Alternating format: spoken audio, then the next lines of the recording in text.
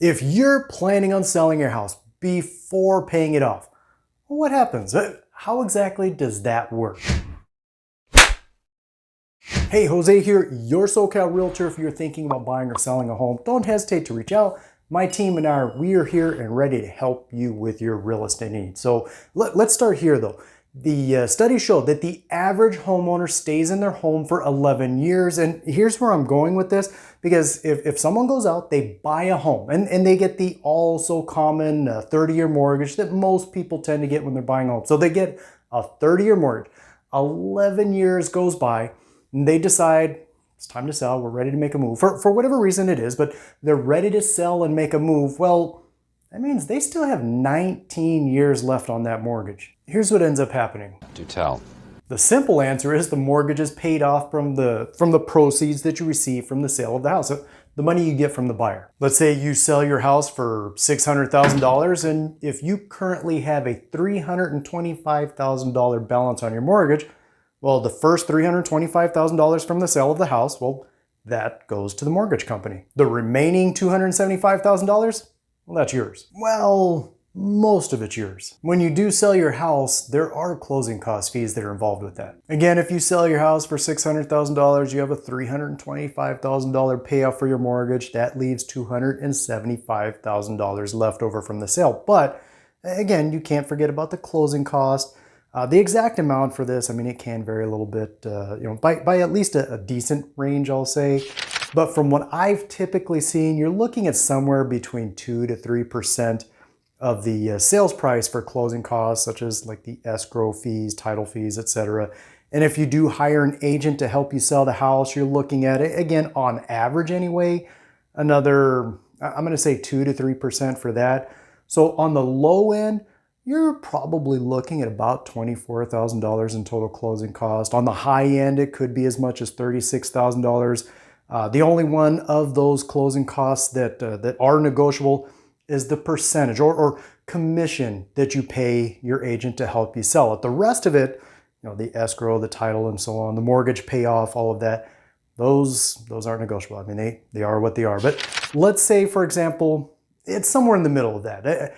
You have a total closing cost of, we'll say $30,000. Well, then that leaves a total net proceed from the sale of your house of $245,000. That's MYP, money in your pocket. One of the questions that does start to come up here with this one quite often, and that is, well, what is my payoff for my mortgage? I mean, that's the number that I see on the, here is your balance that I get on my payment statement every month. I mean, that's that number, right? Not necessarily. The payoff, meaning the full dollar amount that your mortgage company is going to require to be able to fully pay off the mortgage, it is usually going to be just at least a little bit different than that number. Not usually by a lot, not typically anyway, but it will usually be a little bit different. Unless you're paying off your mortgage a little too quickly, then actually it could be an even bigger difference. The reason I say that is, no, first of all, let me just say this. I'm not a lender, I'm a real estate agent, but in my personal experience,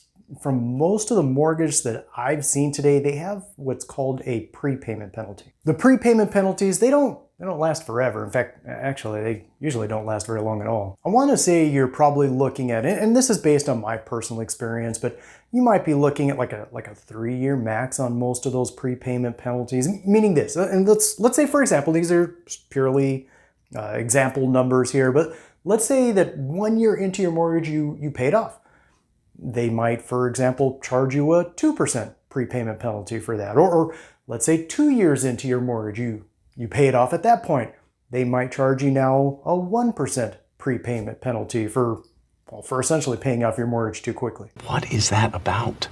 The good news though is those prepayment penalties, they do gradually decrease every year until you get to the end, until your prepayment penalty is now zero, it's nothing. And again, just like I said, I want to say you're really looking at least in most cases anyway, and that I've seen anyway, I should say, you're really looking at probably a maximum of like 3 years for that. I want to say this though, is don't hate on the lenders for doing that though, because they're not charging a prepayment penalty because they're greedy, they're mean, not at all.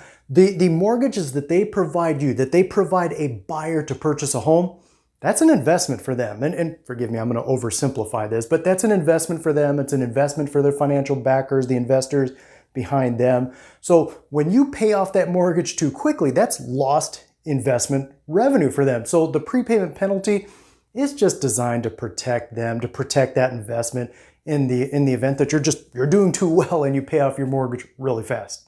Sorry, back to the question though of the payoff amount for your mortgage. You can contact the lender yourself and request from them a payoff amount for your mortgage. However, I personally, I probably wouldn't do it, only because they sometimes can be kind of a pain in dealing with them for that. Or sure, you could look at the payment statement that you get and what is that balance number right there. You could go by that number and it'll get you pretty close. Not exact, but it'll get you pretty close. And the reason it's not exact is this: there's still the accrued interest that the mortgage company is going to charge. Meaning this, when they give you a payoff figure, here is the full payoff for your mortgage, what they're doing is they're taking the balance plus any accrued interest. So they'll give you, this is your payoff number for your mortgage, and it is good and valid until this date. If you pay it after that date, this number is no longer good. They need to recalculate it for you. So the good news though is if you're here in California and you have an offer for your house and you accept it and you open escrow, the escrow office will request that payoff figure from the mortgage company and they'll let you know. The other question that does typically come up here is, well, what if you're in the negative? What if there's not enough equity from the sale of your house to pay for everything? If we go back to the earlier example where you sell your house for $600,000, there's, what did we say, $30,000 in total closing costs. That leaves $570,000 from the sale, but we still have to pay off the mortgage.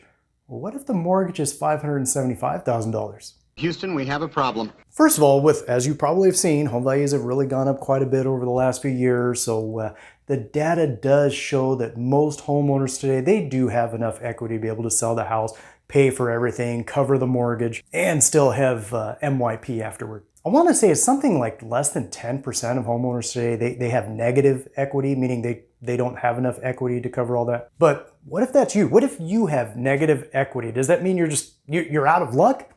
Not necessarily. You may have heard of the term short sale. Well, this is where those come in. Quick word on short sales though is because this is only something that you're going to do if you have to sell your house and you're upside down on the equity. A short sale, simply put, is just when the lender allows you to sell your house for less than the balance on the mortgage, the market value. Because again, it's the value of the house is less than what you owe on the house. And you will want to get an agent that has some familiarity with short sales because they can sometimes be a little bit tricky.